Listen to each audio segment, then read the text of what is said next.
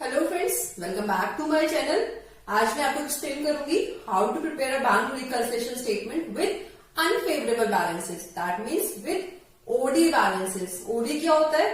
It is a loan availed by a businessman for meeting their day to day business requirements. ठीक है, last session में मैंने आपको explain किया था फेवरेबल बैलेंसेस से हम कैसे बनाते हैं अपनी बैंक रिकंसिलिएशन स्टेटमेंट, जिसमें मैंने आपको दो एग्जांपल्स भी दिए थे, एक कैश बुक वाला और दूसरा बैंक पासबुक वाला।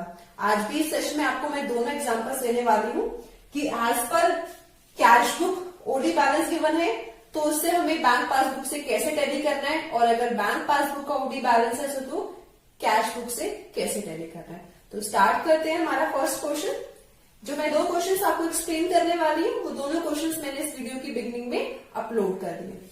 सो first is OD balance as per cash book on 31st March is given. That means 31st मार्च तक की एंट्रीज की बात करेंगे हम। अगर 31st मार्च की कोई एंट्री है तो वो एंट्री हमें इग्नोर करनी है, बिकॉज हम ये बैंक रिकंसिलिएशन स्टेटमेंट 31st मार्च को प्रिपेयर कर रहे हैं। ठीक है, सो हमारा इसमें बैलेंस गिवन है OD balance. OD stands for overdraft balance, जिसे हम अनफेवरेबल बैलेंस भी बोलते हैं। So OD balance as per cash book. OD balance हमारा डेबिट बैलेंस होगा या क्रेडिट बैलेंस होगा? ये हमारा क्रेडिट बैलेंस होगा। क्यों? बिकॉज ये हमारे लिए लायबिलिटी है, और लायबिलिटी को हम कौन से साइड दिखाते हैं अपने कैश बुक में? क्रेडिट साइड दिखाते हैं। ऐसे दिखाते हैं ना कि जो भी हमारी लायबिलिटीज है वो हम सारी की सारी क्रेडिट साइड में दिखाते हैं। ठीक है, so OD balance as per cash book unfavourable हमारा गिवन है 1,20,000। ये हम माइनस में शो कर रहे हैं। ठीक है, लास्ट सेशन में हमने जो क्वेश्चन किए थे दोनों वो प्लस में किए थे, because these were favourable balances. ये हमारा अनफेवरेबल बैलेंस है, इसलिए हम माइनस में शो कर रहे हैं। बैंक रिकंसिलिएशन स्टेटमेंट बनाने का एक और मेथड होता है, बट मैं आपको ये एक्सप्लेन कर रही हूँ बिकॉज ये समझने में और करने में ज्यादा इजी है। ठीक है, बिकॉज इसमें आपको हर क्वेश्चन में सेम रूल अप्लाई करना है, और दूसरा वाला मेथड वो थोड़ा सा कंफ्यूजिंग हो जाता है। ठीक है, तो फर्स्ट एंट्री है cheque issued but not cash prior to 31st March 15,000। Cheque issue किए, दैट मीन्स अगर हमने किसी को चेक इशू किए तो उसका फर्स्ट इफेक्ट कहाँ आया होगा? हमारी कैश बुक में आया होगा। बैंक पासबुक में अभी इसका कोई इफेक्ट नहीं है। और कैश बुक में क्या इफेक्ट आया होगा? जब हम चेक इशू करते हैं तो कैश बुक में से यस माइनस कर देते हैं। तो अब मुझे इसे टैली करने के लिए क्या करना पड़ेगा? इसमें प्लस करना पड़ेगा। So check issued but not presented for payment, but not presented for payment. This is 15,000। पहले माइनस किया था बिकॉज इशूड वर्ड है, दैट मीन्स हमने पहले सबट्रैक्ट किया था। अब टैली करने के लिए हमें प्लस करना पड़ेगा, तो 15,000 हम यहाँ प्लस कर देंगे। नेक्स्ट देखते हैं। नेक्स्ट है interest on OD for 3 months ended on 31st March ₹10,000 entered in passbook. Interest on OD bank ने हमसे क्या किया होगा? चार्ज किया होगा। क्यों? बिकॉज हम बैंक का पैसा यूज कर रहे हैं, तो बैंक उसमें हमसे इंटरेस्ट चार्ज कर रहा है। तो बैंक ने इंटरेस्ट चार्ज किया होगा तो मेरे अकाउंट में क्या किया होगा? डेबिट किया होगा, माइनस किया होगा। अगर बैंक ने सबट्रैक्ट किया है तो मुझे भी क्या करना पड़ेगा? ये सबट्रैक्ट करना पड़ेगा अपने अकाउंट से। ठीक है, so interest on OD for 3 months bank ने सबट्रैक्ट किया तो मुझे भी अपने अकाउंट से सबट्रैक्ट करना पड़ेगा 10,000। Next point, dividend amounting ₹40,000 credit into bank account. कहीं से डिविडेंड आया, डायरेक्टली मेरे अकाउंट में क्रेडिट हो गया। डिविडेंड हमें किस केस में मिलता है? शेयर्स के केस में मिलता है, और ये हमारे लिए हमारी इनकम होती है। तो डिविडेंड डायरेक्टली मेरे बैंक अकाउंट में डिपॉजिट हो गया, दैट मीन्स मेरे बैंक अकाउंट में प्लस हो गया। अब अगर वहां प्लस हो गया तो मुझे बैंक पासबुक नहीं टच करनी, बिकॉज हम कैश बुक के बेसिस पे प्रिपेयर कर रहे हैं। तो वहां प्लस हुआ तो मुझे यहाँ पे भी क्या करना पड़ेगा? उसे प्लस करना पड़ेगा। So dividends collected by bank,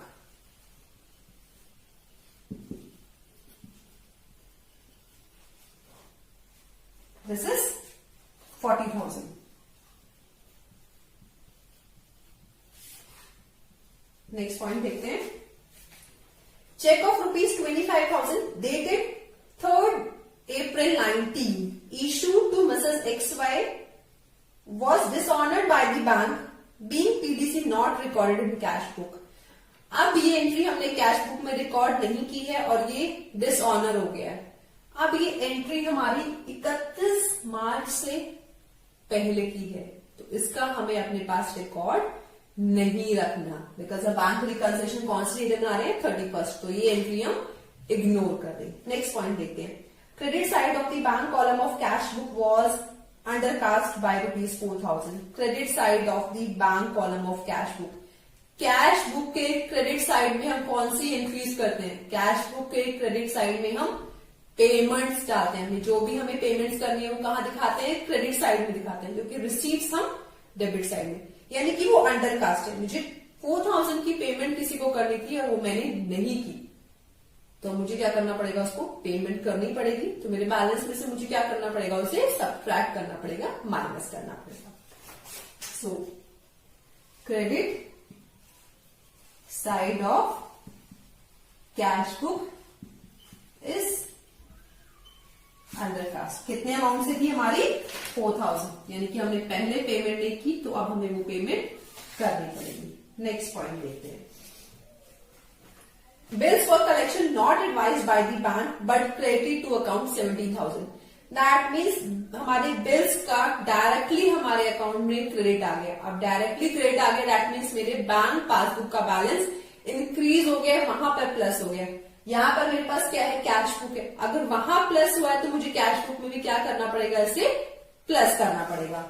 so bills for collection हमें क्या करना पड़ेगा? इसे प्लस करना पड़ेगा. Amount is 17,000. ठीक है. अब नेक्स्ट पॉइंट देखते हैं. नेक्स्ट पॉइंट क्या है हमारा?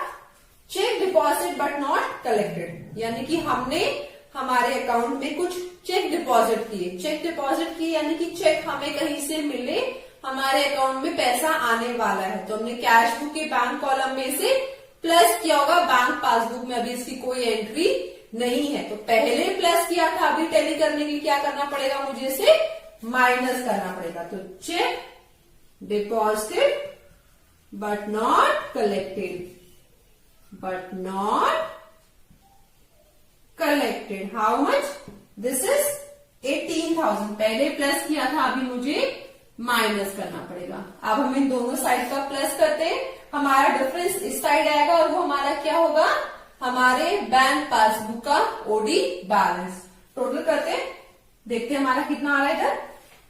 ये हो गया हमारा 8 और 4 12. ठीक है.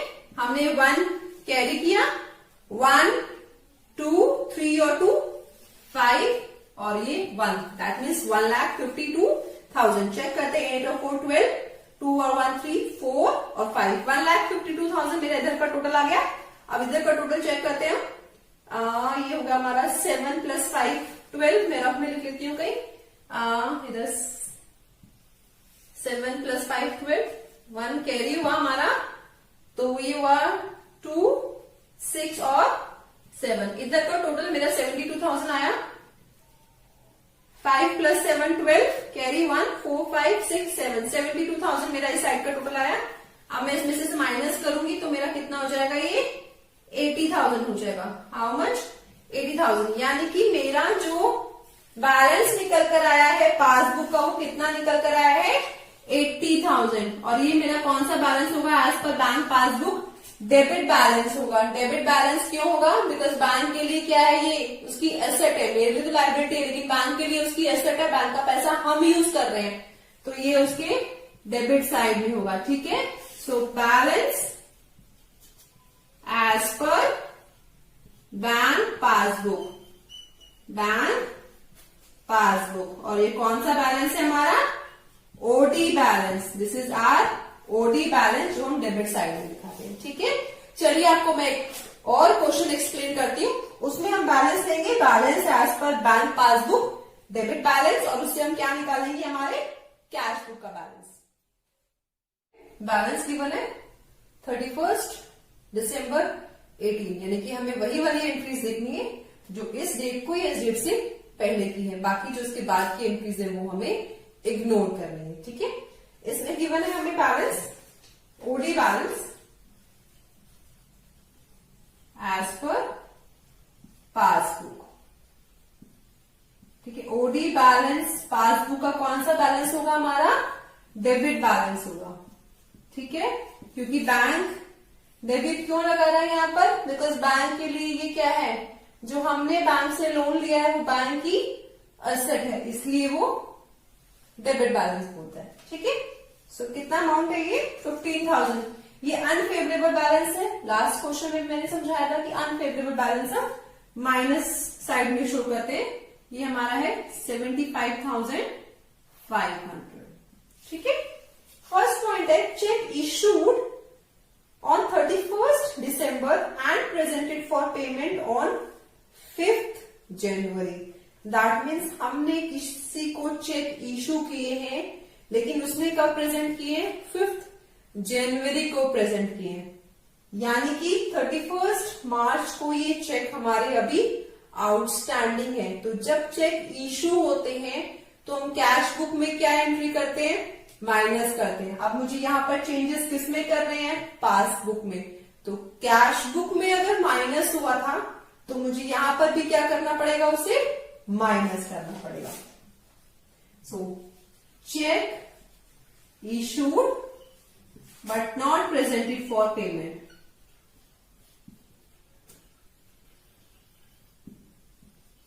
For payment. कितना अमाउंट है इसका, 15,000। वहां पर माइनस हुए थे तो मुझे यहां पर भी क्या करना पड़ेगा, माइनस करना पड़ेगा 15,000। नेक्स्ट एंट्री देखते हैं, interest on loan ₹5,500 directly debited by bank. Bank ने डायरेक्टली मुझसे कोई इंटरेस्ट ले लिया। अब अगर बैंक ने माइनस किया है तो मेरे पास यहाँ पासबुक ही है, तो पहले माइनस हो चुका है, तो अब मुझे क्या करना पड़ेगा, बिकॉज इसी में पहले माइनस हुआ है तो अब इसमें मुझे प्लस करना पड़ेगा। सो इंटरेस्ट ऑन लोन, पहले माइनस हुआ था अब प्लस हो जाएगा 5,500। नेक्स्ट एंट्री देखते हैं, chamber of commerce fee ₹700 paid by bank but not entered in cash book.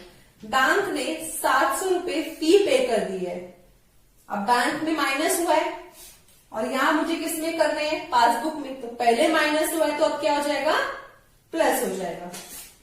तो chamber of commerce fee, chamber of commerce fee, ये हमारा है 700 रुपीज। पहले इसी में ही माइनस हुआ था, अब मुझे इसी को लेके कैश बुक का बैलेंस निकालना है तो मुझे प्लस करना पड़ेगा। नेक्स्ट पॉइंट देखते हैं, bill discounted dishonoured but not recorded in cash book. 20,000 का बिल डिस्काउंट किया था वो अब डिसऑनर हो गया है। डिसऑनर के लिए बैंक ने क्या किया होगा, उसे माइनस किया होगा और कैश बुक में उसकी एंट्री नहीं है। तो पहले माइनस किया था तो अब क्या करेगा, उसे वापस से प्लस करना पड़ेगा। सो बिल डिस्काउंटेड डिसऑनर,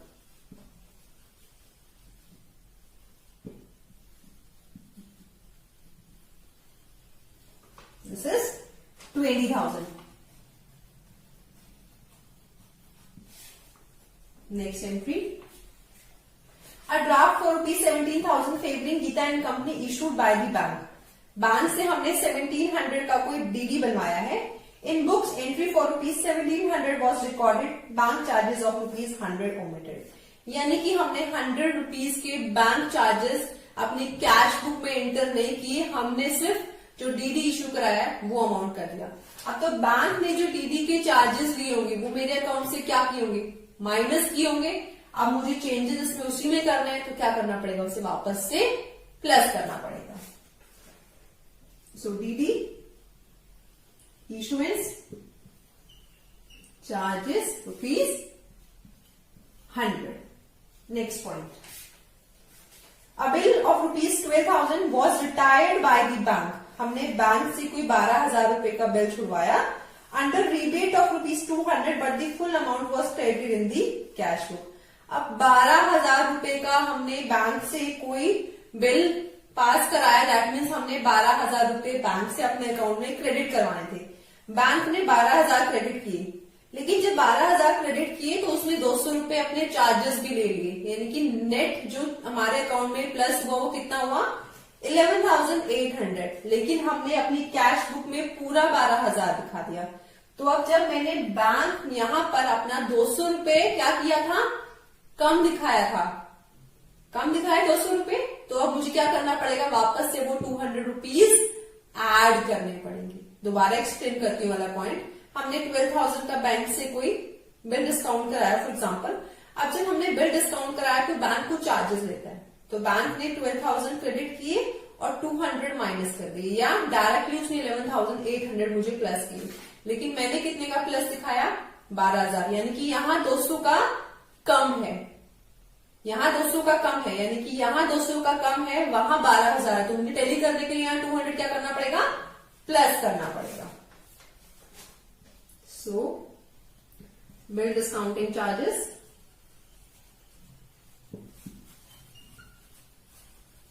₹200 हम प्लस कर देंगे। Next point, a check proof rupees 5,000 received from Mrs. Goria on 26 December entered in discount column of cash book and was not banked.